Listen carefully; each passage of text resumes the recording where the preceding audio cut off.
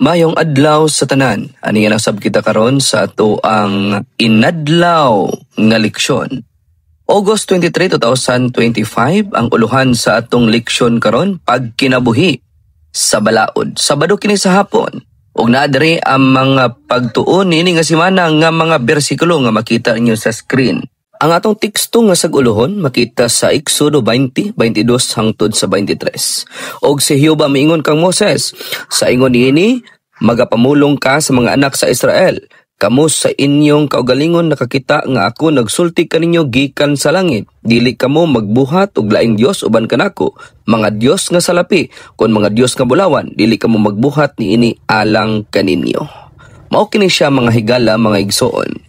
Naghandom ang Dios sa iyang katawhan nga mahimong lahi gikan sa nagpalibot sa mga nasod. Gusto niya nga matukod sila ingon nga usa ka dibutado nga komunidad sa pagtuo nga magkinabuhi ubos sa iyang pagmando ug pagbulutan. Ang tanan magpasakop ngadto sa iyang balaod. Ang mga maghuhukom itudlo ingon nga mga administrador sa balaod ug ang mga saserdote magtudlo niini kanila. Ang mga ginikanan usab adunay usa ka mahinungdanon nga buluhaton. Sa bisan unsa nga kultura, ang mga balaod magpadayag sa mga kaayuhan, mga kalabuton, tumong ug kinaiya sa nagapanday sa balaod. Pananglitan sa diha nga nagmando si Faraon nga patyon ang matag usa ka bata nga Hebreo nga lalaki. Kini nga balaod nagpadayag kung unsa siya nga klase nga pagkatao, daotan, agi ug pagkalahi.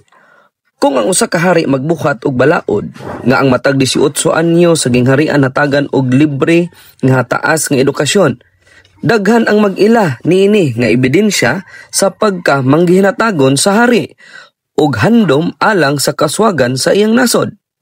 Ang balaod sa Dios nagpadayag kaniya sa iyang pagkamaayo, gugma, mga mithi, pagkamatarong ug ang iyang pagkadili mao'y pagbatok sa daotan. Maingon nga ang balaod balaan ug matarong, mao ang Dios samtang iyang gilalang ang kawanangan alang sa dagaya nga kinabuhi. Ang balaod usab makatabang sa pagpanalipod kanato gikan sa peligro ug mga kalamidad. Ang pagtahod alang sa Dios, alang sa usag-usa ug alang sa mga mithi sa kinabuhi maoy basihanan sa iyang sistema sa pamalaod. Sa atong pagsumada sa atong leksyon karon, imong makita diha sa screen ang mga punto sa sumada sa atong leksyon karon. Mga kaigsuunan, sa Exodo 20, 22 hangtod sa 23 nag-ingon ang Dios kang Moses, kamo sa inyong kaugalingon nakakita nga ako nagsulti kaninyo gikan sa langit, dili kamo magbuhat og laing Dios uban kanako, mga Dios nga salapi o mga Dios nga bulawan, dili kamo magbuhat niini alang kaninyo. Kini mga pulong mga kaigsuunan nagpadayag sa dakong tinguha sa Dios alang sa iyang katawhan. Sila mahimong lahi, balaan og matinumanon. Gusto sa Dios nga ang Israel mahimong usa ka komunidad nga nagkinabuhi ubos sa iyang pagmando ug dili magsunod sa mga Diyos sa naglibot sa mga nasod. Ang balaod sa Dios dili lang lista sa mga mando, apan kini usa ka hulagway sa iyang kinaiya. Ang iyang gugma, katarong ug pagkamaayo, samtang ang balaod sa tao mahimong magpadayag sa pagkadaotan o pagkaayo sa hari. Ang balaod sa Dios nagpadayag nga siya balaan og matarong. Atong hinumduman mga igsoon nga ang balaod dili aron pagpugos o pagkapreso sa atong kinabuhi, apan aron kita mapanalipdan gikan sa kadaot og kalamidad sama sa usa ka ginikanan nga nagabutang og lagda alang sa kaluwasan sa iyang anak.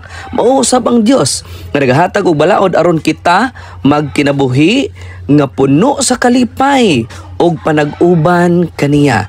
Busa mga igsoon, ang pagtuman sa balaod usa ka paagi sa pagpakita sa atong pagtahod og gugma alang kaniya. Ang pagtahod sa Dios sa atong isigatawo ug sa mga mithi sa kinabuhi mao'y tinukod sa iyang balaod.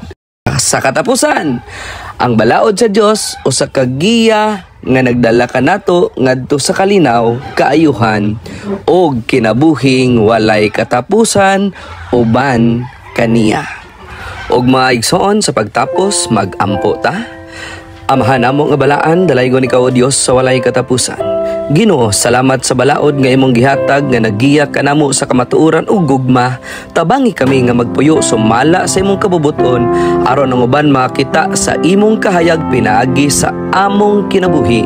O kining tanan among ginasaling ginapasalamatan in the name of Jesus Christ, our personal Savior. Amen. Daghang salamat sa iyong pagtan-aw og sa sunod na usab nga higayon diri sa atong programa nga giuluhan og Inadlaw nga Leksyon.